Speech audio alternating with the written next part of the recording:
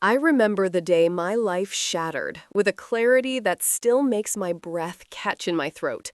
It wasn't a sudden explosion, but a slow, agonizing crack that began with a glint of gold and ended with the cold, hard slam of a door. My name is Eleanor, and this is the story of how my own sister, Bethany, accused me of stealing her necklace, how my parents believed her without question, and how I, a heartbroken teenager, was cast out into the world, only to return years later, a woman forged in fire to reclaim my truth and exact my revenge. Growing up, my home was a deceptively quiet place. On the surface, we were a picture-perfect family, two parents, two daughters. But beneath that veneer, a subtle, corrosive dynamic festered. Bethany, my older sister by 2 years, was the sun around which our family orbited. She was charming, effortlessly beautiful, and possessed a knack for dramatic flair that always seemed to capture our parents. I, on the other hand, was the quiet, studious one, often overlooked, my achievements met with a polite nod, while Bethany's every whim was indulged. I loved my sister truly, with the unquestioning devotion only a younger sibling can have. But I also felt the constant ache of being in her shadow. I tried not to resent it, to convince myself that her happiness was my happiness, but the truth was, it stung. Our parents, I now realize, were enablers.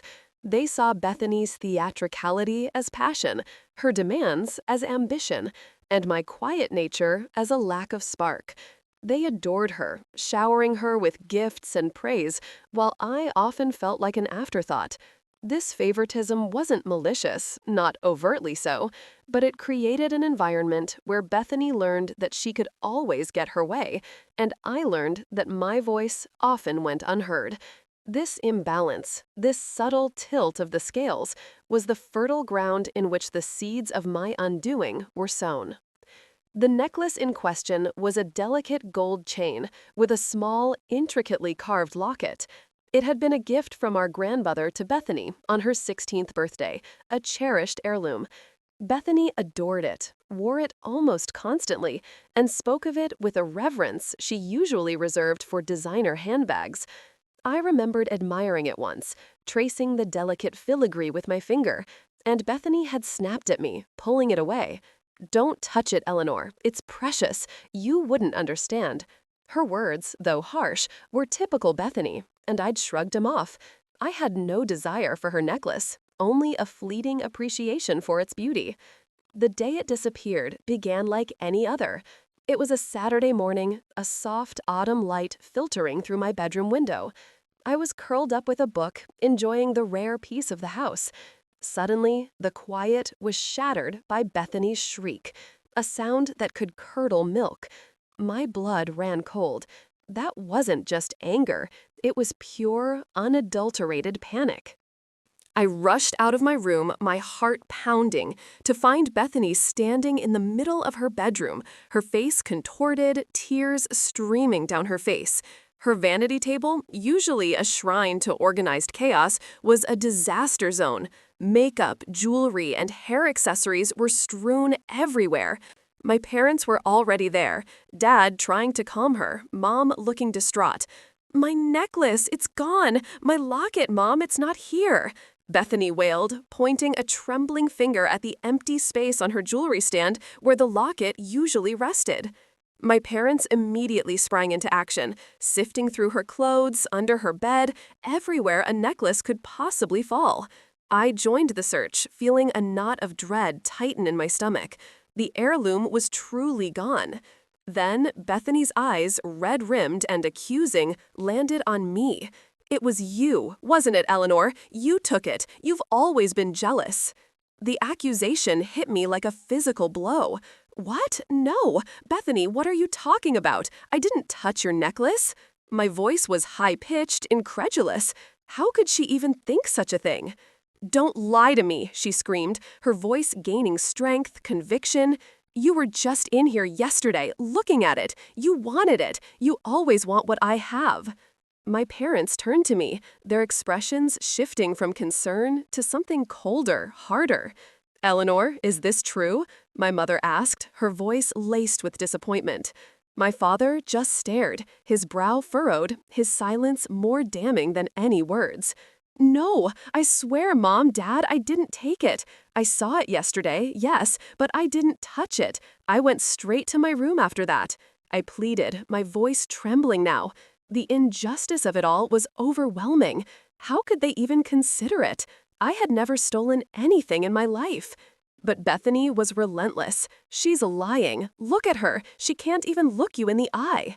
I was, in fact, looking directly at my mother, desperate for her to see the truth in my eyes. She's always been sneaky, always wanting to be me. The hours that followed were a blur of accusations, denials, and a harrowing inquisition. My parents searched my room with a thoroughness that felt invasive, violating. They went through my drawers, my closet, even my school bag, as if I were a common criminal. Each rustle of fabric, each opened compartment felt like a fresh stab to my heart. I sat on my bed, watching them, tears silently streaming down my face, utterly bewildered and betrayed. My own parents treating me like this for a necklace I hadn't touched? We're just trying to find the truth, Eleanor, my father said, his voice devoid of warmth. If you just tell us where it is, we can move past this. But I don't know where it is, I cried, my voice hoarse. I didn't take it. Bethany, meanwhile, had recovered enough to sit on her bed, dramatically dabbing at her eyes with a tissue, occasionally throwing me a venomous glare. Her performance was impeccable, designed to solidify my guilt in our parents' minds. And it worked. They found nothing in my room, of course, because there was nothing to find. But that didn't absolve me. It has to be here, Bethany, my mother sighed, running a hand through her hair. Are you absolutely sure you haven't just misplaced it? No, I put it right here on my stand before I went to bed.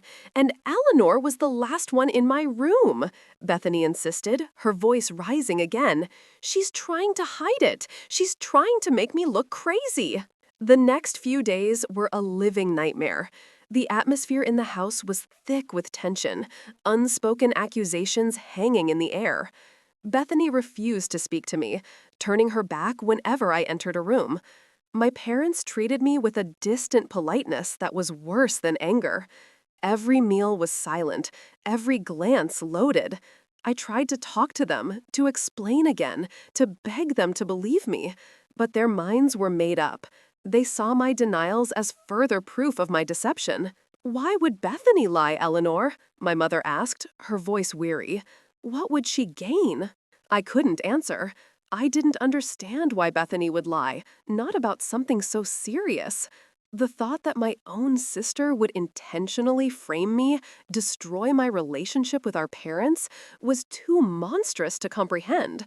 I clung to the hope that it was a misunderstanding, a terrible mistake that would eventually be cleared up.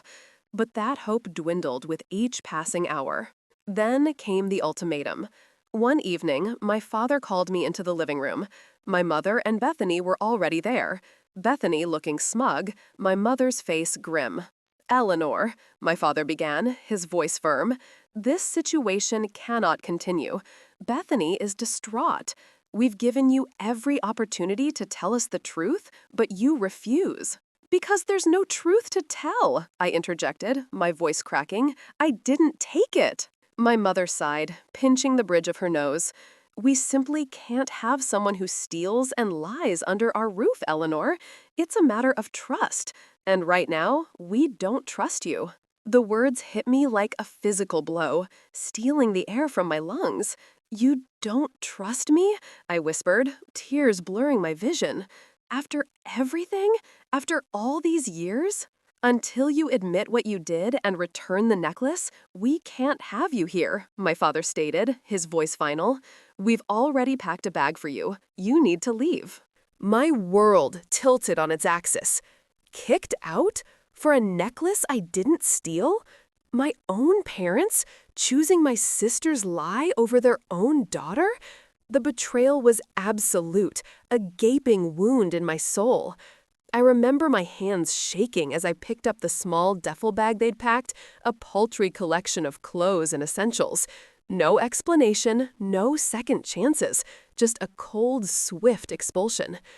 As I walked out that door, the autumn air biting at my exposed skin, I felt a desolation so profound it felt like a physical weight pressing down on me. I had nowhere to go, no money, just the clothes on my back and the crushing weight of their rejection.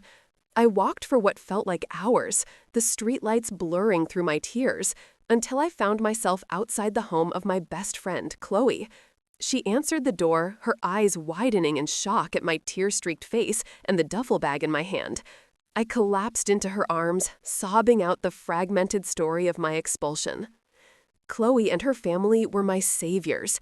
Her parents, bless their kind hearts, didn't ask questions. They simply took me in, offered me a warm bed, food, and most importantly, unconditional belief. They saw the pain in my eyes, the genuine confusion, and they knew I wasn't a thief. Their unwavering support was the first fragile thread of hope I clung to in the weeks that followed. Life with Chloe's family was a stark contrast to the stifling atmosphere of my own home. There was laughter, open communication, and a sense of belonging I hadn't realized I was missing. But the pain of my parents' betrayal still gnawed at me. I tried to call them, to plead my case again, but they never answered. Bethany, I learned through Chloe, was basking in her victory, telling anyone who would listen about her delinquent sister who had stolen from her. The narrative was set, and I was the villain. I finished high school while living with Chloe, working odd jobs to contribute to the household and save for my future. I poured all my anger, all my hurt into my studies. I would show them. I would prove them wrong. I would build a life so far removed from their petty accusations that their world would shrink into insignificance. College applications became my obsession. I applied for every scholarship, every grant, determined to escape the shadow of my past and forge my own path. I got into a good university, far away from my hometown, on a full scholarship. It was a bittersweet victory. I was thrilled, terrified, and profoundly alone. Saying goodbye to Chloe and her family was heartbreaking, but I knew I had to go. This was my chance to truly start over. In college, I reinvented myself. I was no longer the quiet, overlooked Eleanor. I was strong, independent, and fiercely determined. I studied hard, made new friends, and slowly, painstakingly rebuilt my confidence. I majored in business, driven by a desire for financial independence, a deep-seated need to never again be reliant on anyone else's fickle affections. Years passed. 5 years, to be precise.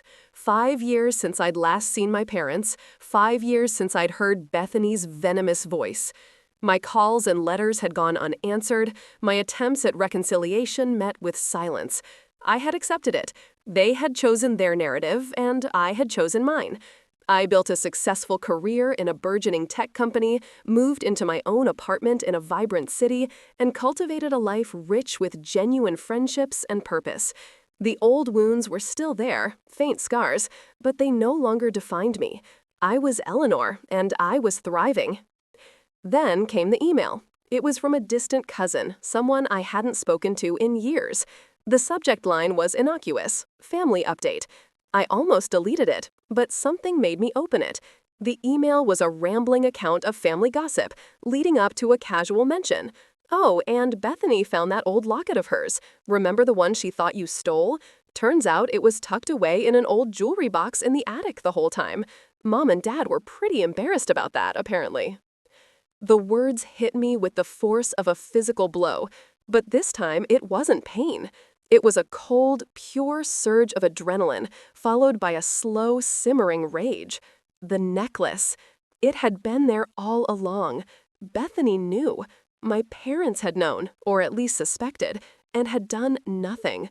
All those years, all that pain, all that struggle, for nothing, for a lie, for a misplaced piece of jewelry. My heart hammered against my ribs, a primal roar echoing in my ears. Embarrassed? They were embarrassed? That was their reaction? Not regret, not apology, not even a hint of remorse for casting their daughter out into the cold. No, just embarrassment. It was then that I knew. The time for healing was over. The time for justice, for vindication, had arrived. I spent the next few days meticulously planning. I didn't want a petty argument. I wanted a reckoning. I wanted them to understand the full weight of what they had done, to feel a fraction of the pain they had inflicted. I decided to make my return during a significant family event, something they couldn't ignore. My cousin's email had also mentioned an upcoming engagement party. Perfect. I booked a flight, rented a car, and drove to my hometown. The familiar streets felt alien, a ghost town, haunted by my past self. I arrived at the venue, a lavish country club, dressed impeccably. I walked in, my head held high, a quiet confidence radiating from me that was utterly new. The room was bustling, filled with relatives I hadn't seen in years, all oblivious to the storm about to break. My parents saw me first. My mother dropped her champagne glass, the sound echoing in the sudden silence that fell around our immediate family's table. My father's face went white. Bethany, radiant in a white dress, turned, her smile faltering as her eyes met mine. For a moment, she looked genuinely terrified. "Eleanor?" my mother whispered, her voice barely audible. "What are you doing here?" I smiled, a slow, deliberate smile that didn't quite reach my eyes. "I'm here to congratulate Bethany, of course, and to clear a few things up." My voice was calm, steady, betraying none of the turmoil churning inside me. Bethany, recovering her composure, forced a brittle smile. "Eleanor, what a surprise! I didn't realize you were invited." "Oh," I replied, my gaze fixed on her. "But I felt it was important to make an appearance, especially since I hear you finally found your grandmother's locket, the one I supposedly stole." The color drained from Bethany's face. My parents shifted uncomfortably. A few curious relatives, drawn by the sudden tension, began to gather around. "What are you talking about, Eleanor?" my father asked, trying to sound authoritative, but his voice wavered. "I'm talking about the truth, Dad," I said, my voice rising just enough to carry. The truth about how Bethany lied, how she accused me of theft, how you, my own parents, believed her without question and threw me out of my home. I pulled out my phone, opening the email from my cousin. "This is from Aunt Clara. She mentioned that Bethany found the locket, tucked away in an old jewelry box in the attic, the entire time." Gasps rippled through the small crowd. Bethany stammered, It was a mistake. I genuinely thought." "You genuinely thought?" I cut her off, my voice sharp now, all pretense of calm gone. "You genuinely thought I stole from you, Bethany? Or did you genuinely see an opportunity to get rid of your inconvenient little sister, the one who always made you feel less special? You knew I didn't take it. You probably hid it yourself, or at least knew where it was all along and let me take the fall."